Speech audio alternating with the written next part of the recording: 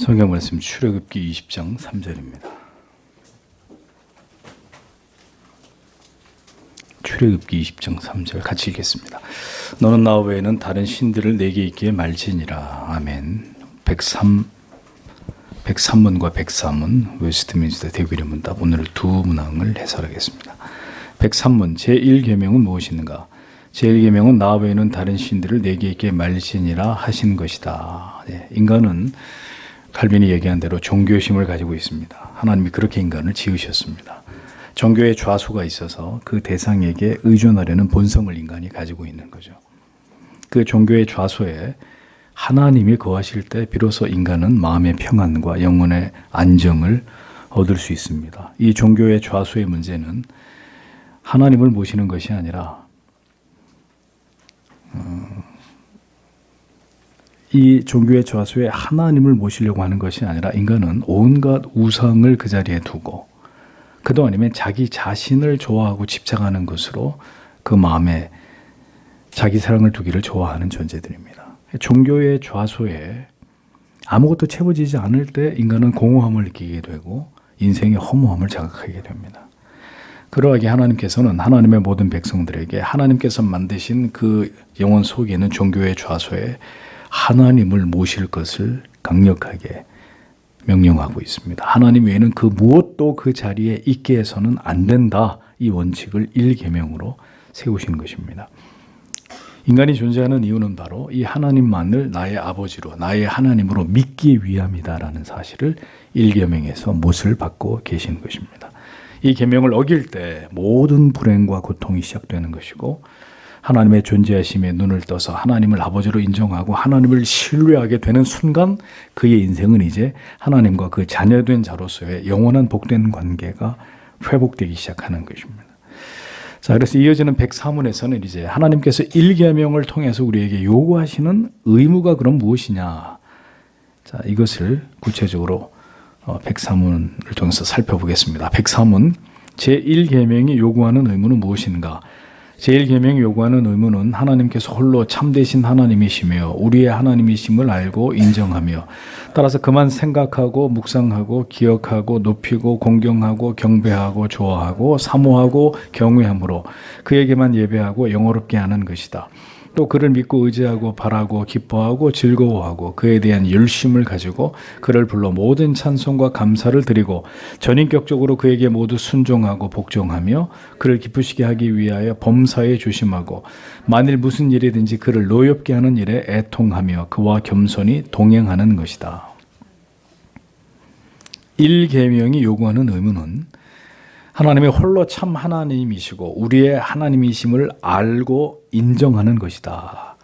이렇게 대규리에서 설명을 하고 있습니다. 하나님은 홀로 참되신 하나님이십니다. 이사야 43장 10절은 이렇게 기록하고 있습니다. 나 여호와가 말하노라. 너희는 나의 증인 나의 종으로 택함을 입었나니 이는 너희로 나를 알고 믿으며 내가 그인 줄 깨닫게 하려 함이라. 나의 전에 지음을 받은 신이 없었느니라. 나의 후에도 없으리라. 이렇게 기록이 되어 있습니다. 하나님이 이스라엘 백성들을 하나님의 선민으로 삼으신 이유는 그들이 하나님을 알고 그 다음에 믿고 깨닫기 위함이고 이전에도 이후에도 이와 같은 신이 없을 것이라고 이사야가 이렇게 말씀을 하고 있습니다. 그러니까 우리를 하나님의 자녀로 택하여 부르신 이유도 이와 다르지 않은 것입니다. 스스로 존재하시고 오직 하나님만이 참신이시고 그 하나님께서 바로 우리들의 아버지이심을 알고 인정하는 것을 하나님이 우리에게 요구하신다는 겁니다. 그러니까 중요한 것은 이것입니다. 하나님에 관해서 아는 것이 아니라 하나님에 관해서 아는 것이 아니라 하나님을 아는 것이다. 하나님에 관해서 아는 것은 하나님을 지식적으로 관념적으로만 아는 것입니다. 교회 다니는 적지 않은 사람들이 바로 여기에 속합니다. 하나님에 관해서만 합니다. 북극곰을 우리는 실제로 보기가 어렵습니다. 여기는 남극지대가 아니기 때문에. 그럼 이제 북극곰을 어디서 보느냐? 우리 건이하고 채윤이는 학습 도감에서 봅니다. 북극곰이 이렇게 생겼거나 키가 한 3m가 넘고 하얀 털을 가졌지만 속살은 까맣고 뭐 등등의 뭐 물개를 잡아먹고 북극곰에 대해서 많은 걸 압니다. 근데 그것은 북극곰에 관해서 지식적으로만 아는 것이죠. 그런데 실제로 두 아이를 데리고 동물원에 흰 북극곰이 있는데 가서 진짜 북극곰을 눈앞에서 딱 보여주는 거죠. 이게 바로 북극곰이다. 그건 북극곰을 비로소 알게 되는 것입니다. 그냥 머리로만 아는 건 아닌 게 아니에요. 적어도 하나님에 관해서는 머리로만 아는 것은 하나님을 아는 것이 아닙니다. 여호와를 알다, 여호와를 힘써 여호와를 알자. 이 알다라는 단어의 의미를 여러 번 여러분에게 설명드렸습니다. 안팎에 대해서 모든 걸 다 아는 것입니다. 그 존재 전체를 다 아는 거예요. 남편이 아내를 알듯이, 아내가 남편을 알듯이 모든 것을 다 아는 것입니다. 하나님을 경험하는 것이고 하나님을 아는 것입니다. 하나님에 대해서 하나님께서 진정으로 살아계시고 그분이 지금도 역사하고 계시고 그분이 나를 도우시고 그분이 나를 지키시고 그분이 나를 돌이키게 하시고 그분이 나에게 회개할 마음을 불어넣으시는, 나를 다시 세우시고 나를 향해서 계속해서 지금도 참고 계시고 이 어려움 가운데서도 앞을 향해 계속 나아가도록 나를 밀어붙이고 계시는, 나를 붙들고 계시는 그 하나님을 경험해야만 우리는 비로소 하나님을 안다라고 말할 수 있는 것입니다. 그래서 교회를 다니는 모든 사람들의 목표는 회심인데 그 회심은 뭐냐? 하나님을, 하나님의 아들을 아는 것입니다. 하나님께서는 하나님에 대해서 아는 것으로,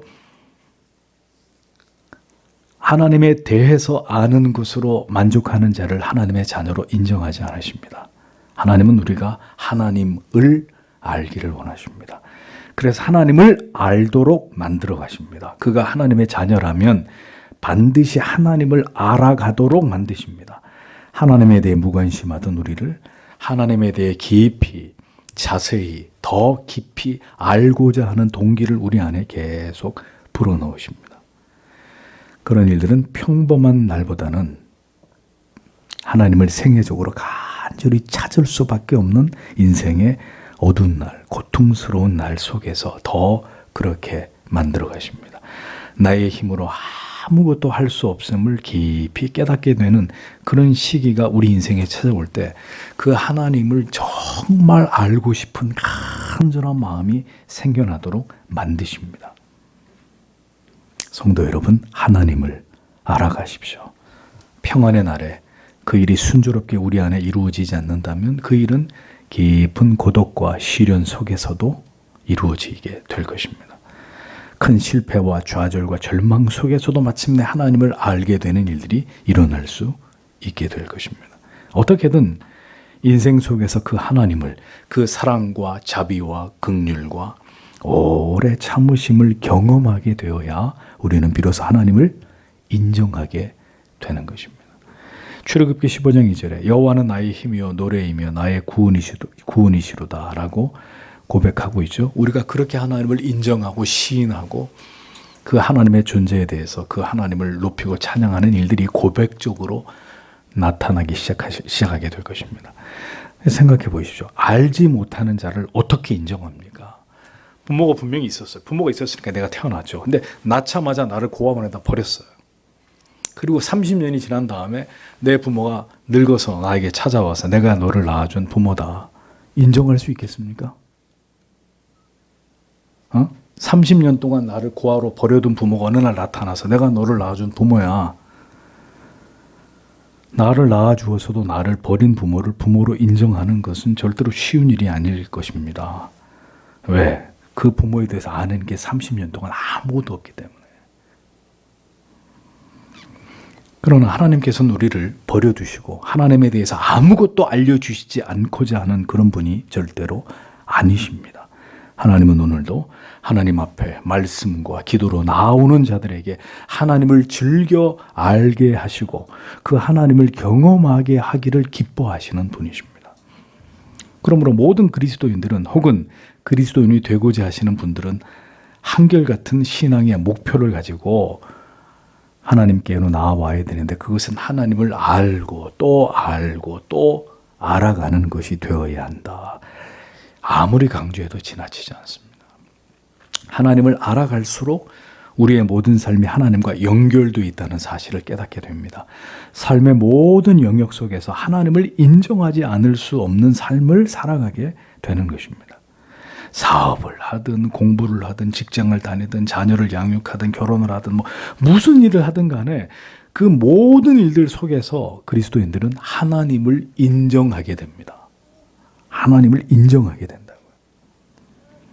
세상과 우리의 인생에서 일어나는 모든 일들에 대한 원인과 그 이유에 대해서도 하나님의 통치와 섭리를 인정할 수밖에 없게 됩니다. 하나님을 인정하지 않으니까 사람들은 그 까닭 이유를 어디서 찾을까요? 운명에서 찾는. 이게 내 운명이려니. 이게 나에게 주어진 숙명이려니. 시쳇말로 내 팔자가 원래 이런가 보다 이렇게 생각하는 거죠. 하나님을 인정하지 않기 때문에.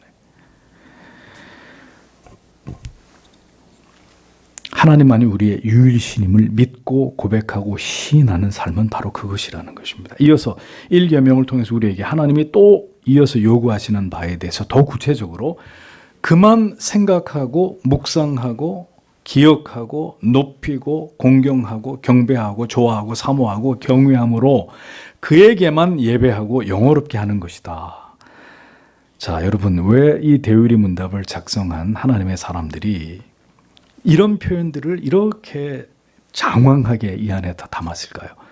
어떻게 보면 좀 유치합니다. 다 똑같은 말 같은데 생각하고 묵상하고 기억하고 높이고 공경하고 경배하고 좋아하고 사모하고 경외하고 그에게만 예배하고 영어롭게 할 수 있는 모든 말을 다 갖다 집어넣습니다. 표현할 수 있는 모든 걸 다 집어넣어서 표현해요.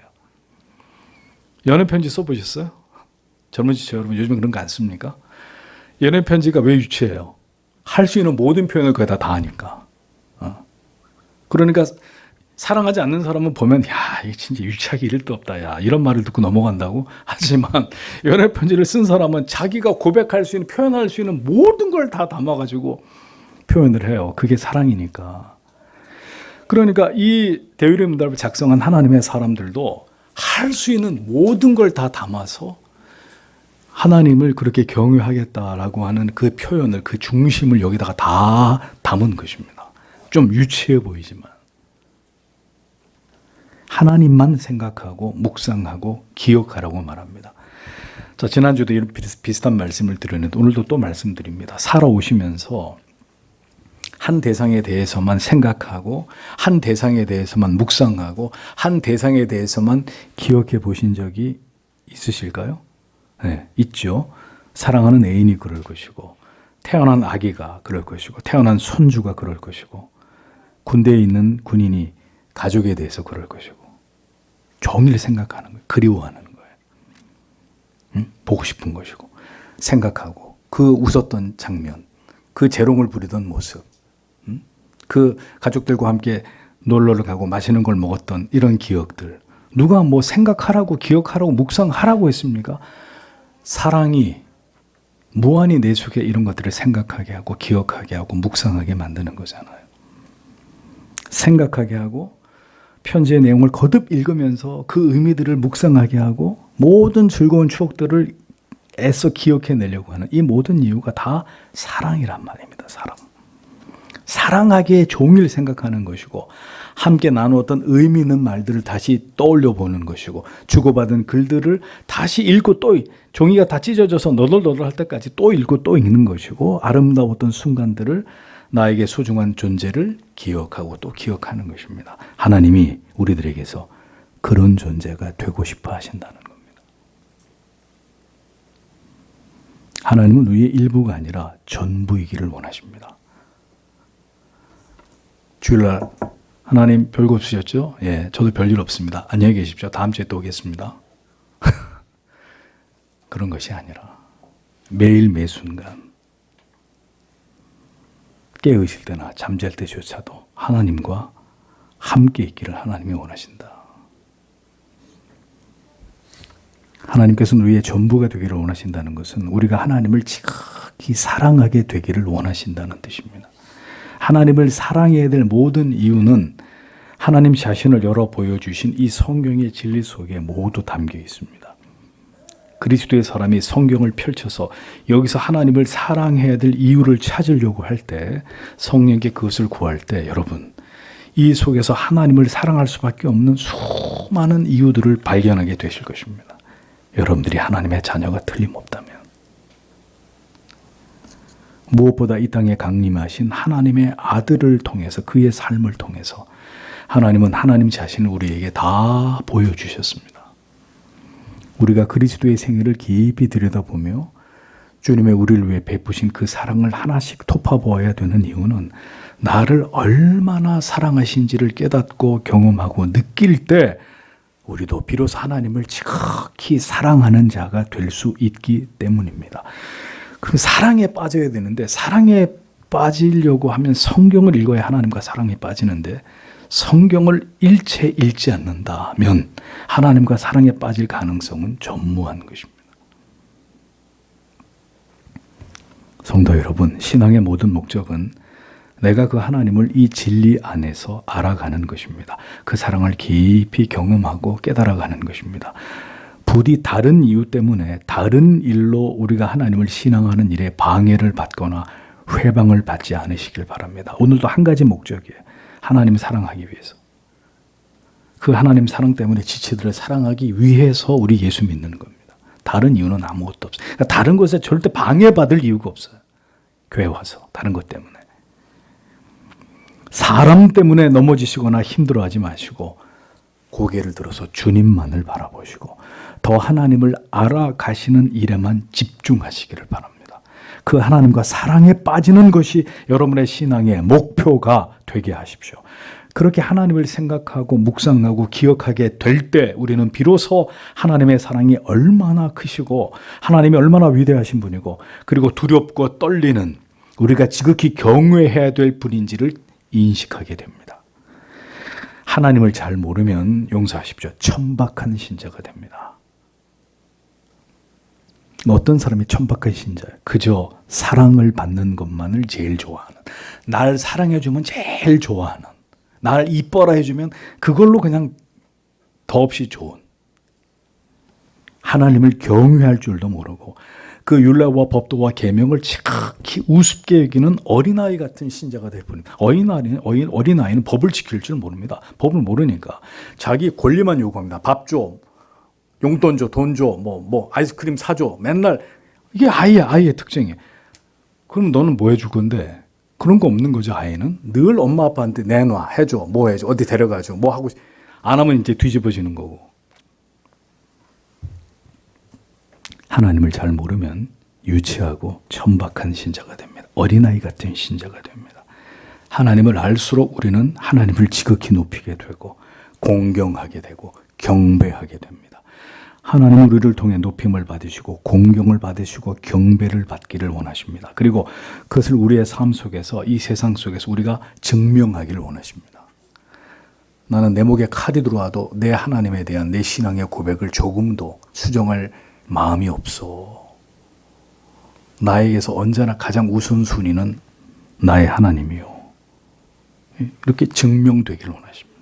하나님보다 더 높임을 받을 존재가 우리에게 존재하지 않으며, 하나님보다 더 공경할 대상이 우리에게 없고, 하나님 외에 우리의 경배를 받을 다른 어떤 대상도 우리에게 없다는 것을 우리의 삶 속에서 증명함으로 오직 유일하게 하나님께 모든 영광을 돌리게 되기를 하나님이 원하십니다. 그래서 나 외에는 다른 신들을 내게 있게 말지니라 라고 말씀하셨다는 거예요. 성도 여러분, 우리는 다니엘서를 통해 이 진리를 배우는 것입니다. 세상의 왕도, 그 어떤 강대국도, 어떤 권력도 무서워하지 않고 그 앞에 굴복하지 않으며 오직 하나님만을 경배하고 두려워하고 높이는 하나님의 사람들의 그 모습을, 하나님이 멸시받는 시대의 한복판에서 그것을 높이는 존재로서의 다니엘을, 하나님은 이 약한 시대에 우리를 자녀로 불러주셔야 돼. 그 다니엘의 사명이 우리에게까지 계승돼서 그것을 위해서 살아가도록 우리를 불러주셨다. 기억하셔야 됩니다.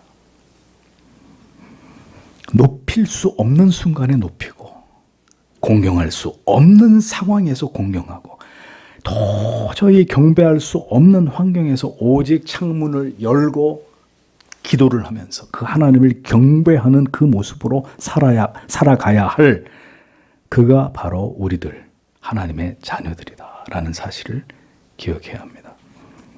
우리의 상황과 형편과 처지에 따라서 마음대로 그 모든 것을 바꿀 수 없고 오직 하나님의 말씀에 대해서 그 법에 대해서 그 약속에 대해서 절대적인 신앙의 모습으로 하나님을 향하고 하나님을 대하는 모습으로 이 세상을 살아가는 자들, 그들이 바로 하나님의 자녀들이다라는 것입니다. 하나님은 우리가 하나님만을 좋아하고 사모하고 경외함으로 하나님께만 예배하고 하나님을 영화롭게 하기를 원하신다고 설명을 합니다. 여러분 잘 생각하세요. 하나님만 좋아하는 거하고 하나님도 좋아하는 거하고는 같은 말이 아닙니다. 하나님도 좋아하는 것은 하나님 말고 다른 것도 좋아할 가치들이 우리에게 많이 있다는 것입니다. 하나님만이라고 하면 절대적인 것입니다. 하나님은 하나님도 좋아하는 사람을 기뻐하시지 않습니다. 우리는 하나님만을 좋아하기를 하나님이 원하십니다. 하나님만이 내가 좋아할 분이라고 여겨질 때 우리는 하나님만 좋아하게 됩니다. 한 여자를 좋아해야만, 한 남자를 좋아해야만 합니다. 이 여자도 좋고 저 여자도 좋고 치마 입으면 다 좋고, 자 곤란합니다. 그 사람이 무슨 카사노바입니까? 이 남자도 좋고 저 남자도 좋고 뭐 바지만 입었으면 다 좋다. 이것도 정상적인 여인, 정상적인 순결한 여인이 아니죠. 예, 그 좋음의 가치가 아주 값싸다는 얘기죠. 그 사람에게 진정으로 좋아하고 사모하고 경외해야 될 대상. 하나님이 우리에게 충분히 그럴 만한 분이시라고 오늘도 우리가 하나님의 말씀 안에서 그 하나님을 깨달아 가야 합니다. 그것이 돼야 정말 하나님을 그렇게 좋아하고 사모하고 경외할 수 있습니다. 신자는 반드시 이것을 알아야 합니다. 경험해야 합니다. 그렇게 좋아하고 사모하고 경외할 대상으로서의 하나님 되심을 신자는 반드시 알고 느끼고 경험하는 것이 신앙의 제일 중요한 목표가 되게 해야 됩니다. 근데 그것이 그렇게 경험되지 않기 때문에 머리로는 다 알아요. 사랑해야 되고 좋아해야 되고 경외해야 되고 다 아는데 안 되는 거예요. 삶에서. 안 된다고요. 그럴 대상으로 내가 느껴지지 않고 내게 경험되지 않고 내 마음에 그렇게 다가오지 않았는데 어떻게 그 대상한테 그렇게 해요? 될 수가 없는 얘기죠. 오직 한 대상만 그렇게 사모하고 경외함으로 하나님께만 예배하고 하나님만을 영화롭게 하는 존재가 되어지는 것을 하나님이 자기 백성들에게 원하십니다. 그 원하시는 것을 그래서 우리 안에서 하나님은 반드시 만들어 가시는 분이십니다. 여러분들이 하나님의 자녀라면 그걸 우리에게 툭 던져놓고 나를 좋아해야 돼, 나를 경외해야 돼, 나만 예배해야 돼, 그렇게 하고 물끄러미 지켜보고 계시는 분이 아니라 그 모든 것을 우리의 삶 가운데 이루어 가도록 우리를 하나님이 이끌어 가신다고요. 우리 인생을 그냥 내버려 두지 않고 그렇게 만들어 가신다고요. 반드시. 오직 하나님만 절대적 예배의 대상이 되십니다. 그 어떤 존재도 예배의 대상이 될 수 없고 하나님을 예배하는 일보다 신자에게 더 중요한 일은 존재하지 않습니다. 신자는 그 하나님을 영화롭게 하는 일이 자신의 인생의 목적이라는 것을 알고 그것을 위해 살아갈 만큼 하나님을 좋아해야 되고 사모해야 되고 경외해야 되는 자들입니다. 그들이 성도입니다. 그러니 그것이 우리가 존재해야 되는 가장 중요한 이유가 되며 우리가 하나님을 왜 신앙해야 되는지에 대한 매우 중요한 근거가 되지만 교회를 다니고 하나님을 믿는다고 하면서도 이것을 깨닫지 못하면 모든 것은 다 무의미한 것이 되고 마는 것입니다. 모든 종교적인 생활과 습관만으로 그것이 신앙이 될 수 없는 이유가 바로 여기에 있는 것이라는 겁니다.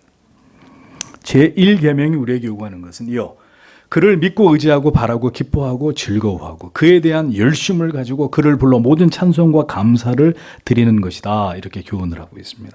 하나님만을 믿고 의지하고 바라기를 하나님이 우리에게 요구하십니다. 그러므로 하나님께서는 우리에게 하나님만을 믿고 의지하고 바랄 만한 분이신지를 우리에게 확인시키시고 그것을 경험시키는 일을 우리 인생 속에서 반드시 행하시는 분입니다. 하나님만을 믿고 의지하고 바라도록, 하나님만을 믿고 의지하고 바라도록 우리의 인생 속에서 그렇게 만드신다. 그게 우리의 의지로 되지 않을 때 하나님의 감옥 같은 데다 우리를 집어넣고서라도, 우리를 병석에다가 혼자 던져 넣어서라도 하나님만을 믿고 의지하고 바라도록 하나님이 우리를 트레이닝 하신단 말입니다. 성도 여러분, 그러므로 하나님께 구하십시오. 믿음을 주시기를 기도하시고 인생에서 만난 여러 힘들고 어려운 날들 속에서 하나님만을 믿고 바라고 신뢰할 수 있도록 하나님께서 우리에게 하나님을 확인시켜 주시기를 구하십시오. 여러분들의 힘으로 안 되는 일 앞에서 제발 더 이상 고집을 부리지 마시고, 하나님, 당신이 정말 살아계신다면 나의 이 간구에 응답하셔서 당신이 살아있는 내 기도를 들으시는 하나님이라는 것을 나에게 증명해 주십시오.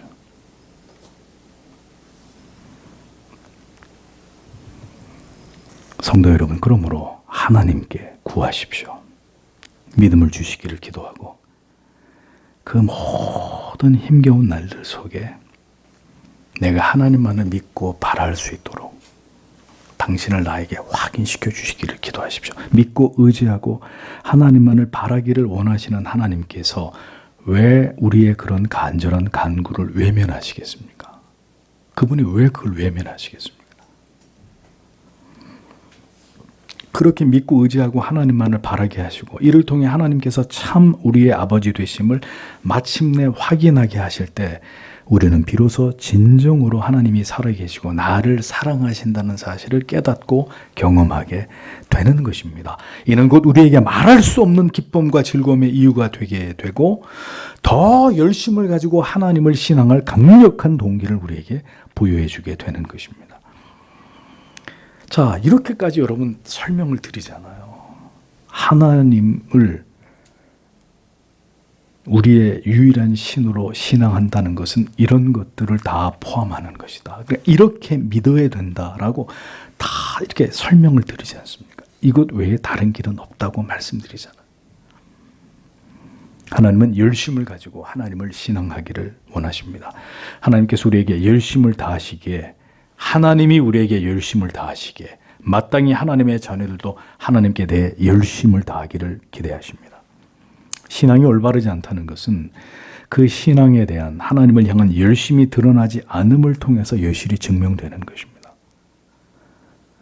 하나님을 우리에게 하듯이 하는 것은 명백한 죄입니다. 우리는 우리에게 열심히 하지 않을 수 있습니다. 사람은 사람에게 열심히 최선을 다하지 않을 수도 있습니다. 자식이 부모에게, 부모가 자식에게, 친구가 친구에게 매 순간 열심히일 수 없습니다. 그러나 하나님을 향해서는 열심을 하지 않는다, 열심을 내지 않는다, 열심을 내지 않는 신앙이 있느냐? 하나님을 우리에게 하듯이 하는 거. 그래서 내 바쁘면, 내 스케줄이 있고, 내 약속이 있으면 예배는 언제나 간단히 뒷전이 되고 모든 하나님이 원하시는 것들은 언제나 간단히 취소시키고 돌려 세울 수 있다면 그것은 하나님을 향해서 열심을 내는 것이 아닙니다. 사람에게 하듯이 그렇게 행하는 것은 열심이 아닙니다.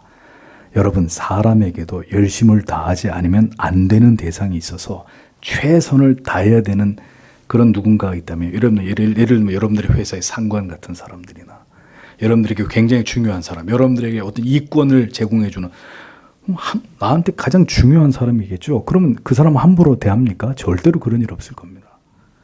사람에게 대해서도 그런 대상에 대해서 최선을 다한다면 하나님에 대해서 우리가 열심을 품지 않고 적당히 하나님을 섬긴다. 하나님이 그것을 모르실까요? 그리고 하나님이 그것을 원하실까요? 오늘날 복음주의 설교의 맹점이 이런 것입니다. 하나님은 다 이해하십니다. 여러분들이 얼마나 피곤하고 힘든지. 걱정하지 마세요. 그런 것도 이해 못하실 째째하신 하나님이 아닙니다. 마음에는 원이로되 육신이 연약하여 다 아십니다. 괜찮습니다. 그러니 그런 얘기 들으면 얼마나 편안해집니까? 아이고야, 다 아신단다. 땡큐네. 우리의 삶 속에서, 우리의 경건의 모습 속에서, 우리의 예배와 주의를 거룩히 지키는 모습 속에서 우리가 지체들을 사랑함에 있어서 성도 여러분, 열심히 필요합니다. 열심히. 하면 하고 말면 말고가 아니라 그 일에 하나님 앞에서 최선을 다해야 되는 일이 필요합니다. 그것은 모두 지존하신 하나님 앞에서, 하나님을 향해서 하는 일이기 때문입니다. 사람에게 하는 것이라고 생각하셨습니까? 그럼 여러분들의 착각입니다. 우린 사람에게 하는 게 아니에요. 하나님 앞에서, 하나님을 향해서, 그것이 비록 사람에게 하는 것이라 할지라도 하나님을 향해서, 하나님 앞에서 하는 것입니다.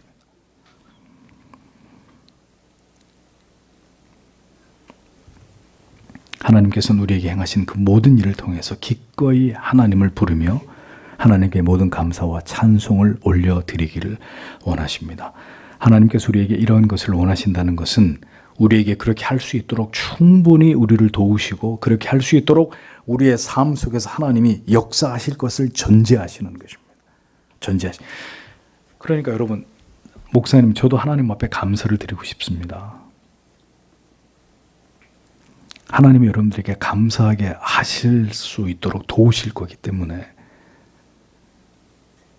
그걸 믿어야 됩니다. 하나님께 감사를 드리고 싶다. 나도 하나님께 감사하는 인생을 살고 싶다.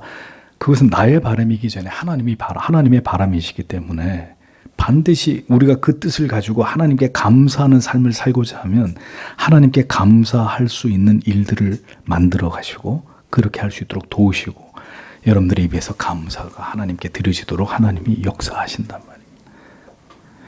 그러므로 뜻을 세워서 하나님을 신앙하기로 작정하는 일이 필요합니다. 하나님이 원하시는 대로 행하면 하나님이 그 결과를 책임지실 것이라는 믿음으로 우리가 살아가고자 하는 중심이 우리에게 있어야 합니다. 하나님은 반드시 오늘도 우리에게 하나님의 택하심을 입은 백성들에게 참 하나님이 되심을 확인시켜 주시고 그로 인해 우리가 영원토록 하나님을 신앙하고 섬기도록 역사하십니다. 나 외에 다른 신을 내게 말지니라 하신 이 계명을 통해서 하나님께서는 전인격적으로 그에게 모두 순종하고 복종하고 그를 기쁘시게 하기 위해서 범사에 조심하고 만일 무슨 일에든지 그를 노엽게 하는 일에 애통하며 그와 겸손히 동행하는 것을 원하신다. 계속 대위름답이 하나님이 우리에게 일계명을 통해 요구하시는 바를 설명하고 있습니다. 하나님을 알아가고 하나님을 삶 속에서 깊이 경험하게 될 때 우리는 하나님을 사랑하고 경외하고 그 이름을 높이고 경배하고 하나님을 좋아하고 기뻐하고 감사와 찬송을 돌리는 것을 기꺼워하게 됩니다. 그리고 그 하나님에 대한 모든 우리의 넘치는 사랑과 경외는 결국 우리의 모든 삶 속에서 하나님을 향한 전인격적인, 즉 우리의 마음과 생각과 의지와 생명과 뜻을 다한 순종과 복종으로 그 하나님의 모든 명령을 지켜 행하도록 이끌게 됩니다. 하나님을 기쁘시게 하는 마음으로 모든 일 하나님을 의식하여 하나님 앞에 죄를 범하지 않도록 삼가 주의하게 되고 하나님을 노엽게 하는 일을 극도로 피하게 됩니다. 죄악과 악인을 멀리하면서 우리를 넘어지게 하는 모든 유혹들을 피하게 되는 거룩하고 경건한 삶을 살아가기에 힘쓰게 됩니다. 하나님이 어느 한 성도에게 하나님 자신을 많이 드러내실 때, 하나님의 큰 은혜가 부어질 때, 그 성도에게 일어나는 특징이 뭡니까? 거룩입니다. 거룩해야 돼. 라고 해서 거룩해지는 게 아니라, 하나님의 존재하심을 한 사람에게 넘치도록 부어줄 때, 와, 하나님이 이렇게 나에게 하나님을 많이 알려주시는구나. 아이, 기뻐라. 그게 아니라 하나님을 깊이 경험하면 경험할수록 그 성도의 삶에 나타나는 뚜렷한 변화는 그가 거룩을 사랑하게 된다는 것. 반대로 죄를 혐오하게 된다는 거죠. 그게 하나님 자신을 우리에게 풍성하게 보이실 때 일어나는 일입니다. 반대로 하나님과 멀어지면 어떤 일이 일어나겠어요? 세상과 지극히 가까워지고 지극히 죄와 연합하게 되고 자기 자신만을 위해서 살아가는 삶을 그리스도인이 살아가게 되겠죠.